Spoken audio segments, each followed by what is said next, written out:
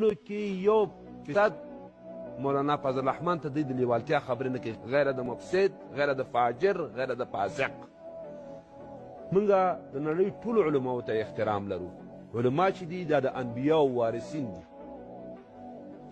رسول الله مبارک نه چا تپوس کړی ویلې د دې زمانې ښه سړی څوک دی؟ ویلې عالم.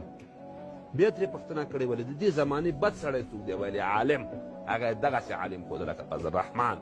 مولانا فضل الرحمن چې دا 4.5 لسیزې په افغانستان کې کوم کشتار شوی دی، دې کې د مولانا فضل الرحمن لاس او مولانا فضل الرحمن په دې جرم کې شریک دی او ورځ د قیامت به ترې د افغانستان ملت د خپل حق پوښتنه په ورځ د محشر کې د مولانا فضل الرحمن. خو یو وخت د موضوع نن چې راغلی د پاکستان او د افغانستان په روابطو په هکله غواړي چې دغه اړیکې ښې کړي، د ده څخه باید څه غوښتنې وسي د مولانا فضل الرحمن اصلا راتګ ضرورت نه و. اوس چې راغلی دی ما درته ویله چې نه دا د علماو د شورا رئیس دی پاکستان کې.